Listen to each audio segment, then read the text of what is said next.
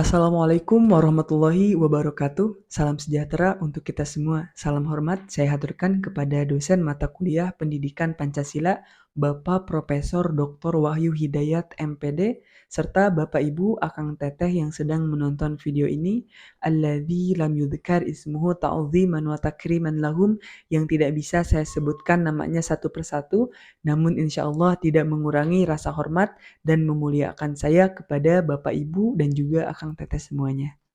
Perkenalkan, kami dari kelompok 4 yang beranggotakan saya Muhammad Rizky Maldani sebagai pemateri 1 dan rekan saya Teh Riza Apipah Rais sebagai pemateri 2 dan Teh Pahrin Septian sebagai pemateri 3 serta Teh Eka Rostiani sebagai pemateri keempat yang akan mempresentasikan hasil diskusi kami tentang materi politik dan strategi nasional Polstranas dengan rumusan masalah sebagai berikut.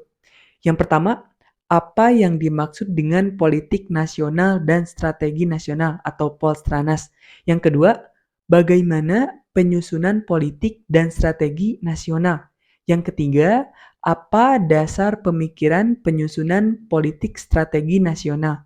Yang keempat, bagaimana implementasi dari politik dan strategi nasional? Dan yang terakhir, bagaimana keberhasilan politik dan strategi nasional? Yuk disimak dan dipahami penjelasan dari kami. Bapak Ibu dan Akang Teteh, apa sih yang dimaksud dengan politik nasional dan strategi nasional? Politik nasional adalah asas, haluan, usaha, serta kebijaksanaan tindakan dari negara tentang pembinaan. Ada perencanaan, pengembangan, pemeliharaan, pengendalian, serta penggunaan potensi nasional untuk mencapai tujuan nasional.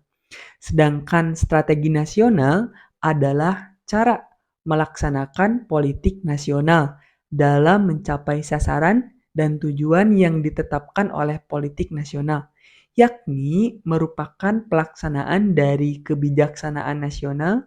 Dengan melaksanakan politik nasional disusunlah strategi nasional seperti jangka pendek, jangka menengah, dan juga jangka panjang. Pelaksanaan politik dan strategi nasional yang dilakukan negara Indonesia mencakup beberapa bidang yang dianggap sentral bagi masyarakat kehidupan berbangsa dan bernegara dari masyarakat Indonesia. Bidang-bidang tersebut adalah bidang hukum, bidang ekonomi, bidang politik, bidang agama, bidang pendidikan, bidang sosial dan budaya, bidang pembangunan daerah, bidang sumber daya alam dan lingkungan hidup, serta bidang pertahanan dan keamanan. Bapak Ibu dan Akang Teteh, politik dan strategi nasional Indonesia akan berhasil dengan baik dan memiliki manfaat yang seluas-luasnya bagi peningkatan kesejahteraan dan kebahagiaan seluruh rakyat jikalau para warga negara, terutama para penyelenggara negara, memiliki moralitas, semangat, serta sikap mental yang mencerminkan kebaikan yang mana nantinya menjadi panutan bagi warganya.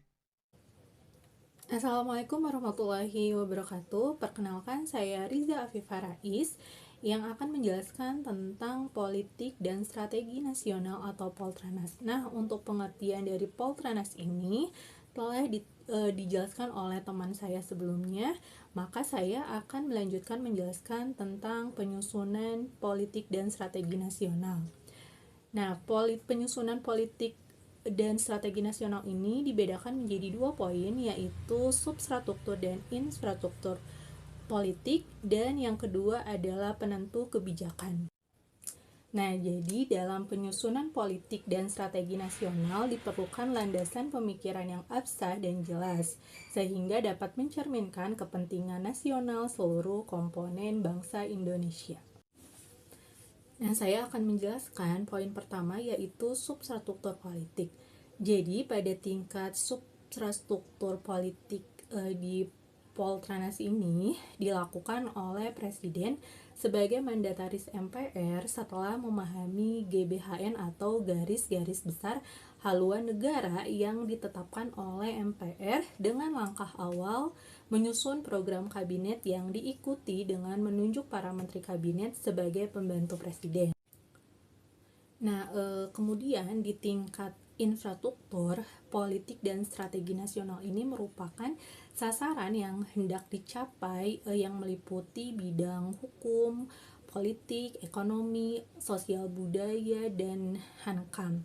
Nah, jadi masyarakat melalui peranata politik yang ada di era reformasi ini memiliki peranan yang penting, yaitu berupaya mengontrol jalannya politik dan strategi nasional yang telah ditetapkan oleh MPR sebagai GBHN atau tadi yang garis besar haluan negara, maupun yang dilaksanakan oleh Presiden beserta penyelenggara negara lainnya. Nah, poin kedua yaitu penentu kebijakan. Nah, jadi kebijakan puncaknya dilakukan oleh MPR yang berwenang menetapkan Undang-Undang Dasar 1945 dan GBHN. Jadi kebijakan umum dilakukan oleh Presiden sebagai kepala negara dan DPR. Jadi bentuknya itu bisa berupa undang-undang, perpu, peraturan pemerintahan, Kepres, dan Inpres. Nah, sedangkan kebijakan khususnya dilakukan oleh Menteri dalam menjabarkan kebijakan umum guna merumuskan strategi dalam masing-masing bidang sesuai dengan tanggung jawabnya gitu. Nah, sedangkan kebijakan teknis dilakukan oleh pimpinan eselon 1, departemen pemerintahan, dan non-departemen. Nah, jadi bentuk kebijakannya pun adalah peraturan keputusan atau instruksi pimpinan departemen dan dirjen. Sedangkan kebijakan di daerah adalah kepala daerah dengan persetujuan DPRD. Jadi kebijakannya itu berupa perda, keputusan kepala daerah, dan instruksi kepala daerah. Nah, sekian penjelasan dari saya tentang penyusunan politik dan strategi nasional ini. Terima kasih atas perhatiannya. Baik, untuk sekarang kita masuk ke dalam dasar pemikiran penyusunan politik dan strategi nasional. Dalam penyusunan politik dan strategi nasional, perlu memahami pokok-pokok pikiran yang terkandung dalam sistem manajemen nasional yang berdasarkan ideologi Pancasila, Undang-Undang Dasar 1945, wawasan Nusantara, dan ketahanan nasional. Politik dan strategi nasional yang telah berlangsung selama ini disusun berdasarkan sistem kenegaraan menurut Undang-Undang Dasar 1945. Sejak tahun 1985 telah berkembang pendapat yang mengatakan bahwa jajaran pemerintahan dan lembaga-lembaga yang tersebut dalam Undang-Undang Dasar 1945 merupakan suprastruktur politik. Lembaga-lembaga tersebut ialah MPR, DPR, Presiden, DPA, BPK, dan MA.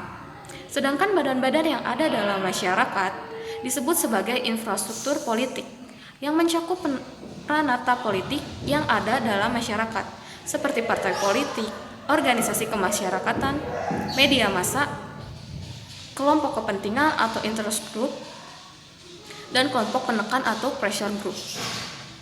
Suprastruktur dan infrastruktur politik harus dapat bekerja sama dan memiliki kekuatan yang seimbang. Mekanisme penyusunan politik dan strategi nasional di tingkat suprastruktur politik diatur oleh Presiden atau mandataris MPR.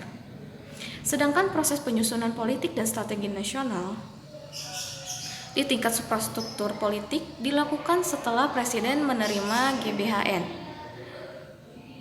Strategi nasional dilaksanakan oleh para menteri dan pimpinan lembaga pemerintah non-departemen berdasarkan petunjuk Presiden. Salah satu wujud pengaplikasian politik dan strategi nasional dalam pemerintahan adalah sebagai berikut. Yang pertama ada otonomi daerah. Undang-Undang Nomor 22 Tahun 1999 tentang pemerintahan daerah yang merupakan salah satu wujud politik dan strategi nasional secara teoritis telah memberikan dua bentuk otonomi kepada dua daerah, yaitu otonomi terbatas bagi daerah provinsi dan otonomi luas bagi daerah kabupaten atau kota. Perbedaan undang-undang yang lama dan yang baru ialah, dalam undang-undang yang lama, titik pandang kewenangan dimulai dari pusat atau central government looking.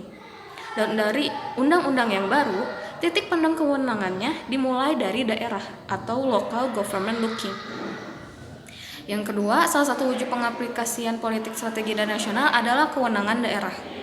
Dengan berlakunya Undang-Undang Nomor 22 Tahun 1999 tentang Otonomi Daerah, kewenangan daerah mencakup seluruh kewenangan bidang pemerintahan, kecuali kewenangan dalam bidang politik, luar negeri, pertahanan, keamanan, peradilan, moneter, fiskal, agama, serta kewenangan bidang lainnya. Nah, kewenangan bidang lainnya meliputi kebijakan tentang perencanaan nasional dan pengendalian pembangunan secara makro. Sebelumnya, perkenalkan, nama saya Eka Rostiani dengan NIM 23010083. Di sini saya akan membahas tentang implementasi politik dan strategi nasional serta keberhasilan politik dan strategi nasional.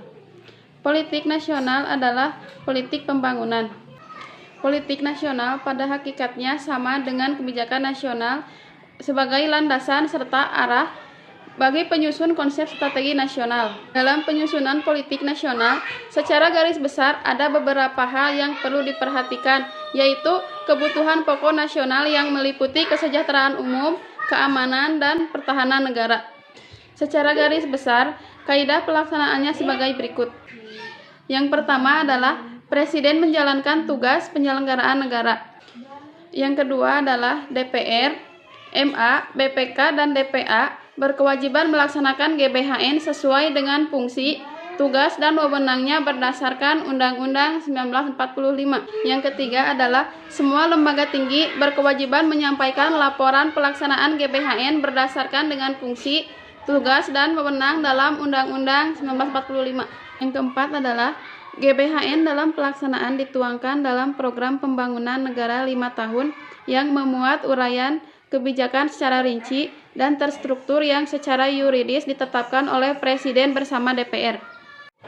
Yang kelima adalah Propenas dirinci dalam rencana pembangunan tahunan yang memuat APBN dan ditetapkan oleh Presiden dan DPR. Yang selanjutnya adalah keberhasilan politik dan strategi nasional. Politik dan strategi nasional Indonesia akan berhasil dengan baik dan memiliki manfaat yang seluas-luasnya bagi peningkatan kesejahteraan dan kebahagiaan seluruh rakyat. Jikalau para warga negara, terutama para penyelenggara negara, memiliki moralitas, semangat, serta sikap mental yang mencerminkan kebaikan, yang mana nantinya menjadi panutan bagi warga. Dengan demikian, ketahanan nasional Indonesia akan terwujud dan akan menumbuhkan kesadaran rakyat untuk bela negara, serta kesadaran nasionalisme yang tinggi namun bermoral ketuhanan yang Maha Esa, serta kemanusiaan yang adil dan beradab. Mungkin sekian materi yang saya bahas. Mohon maaf apabila ada kekurangan. Terima kasih.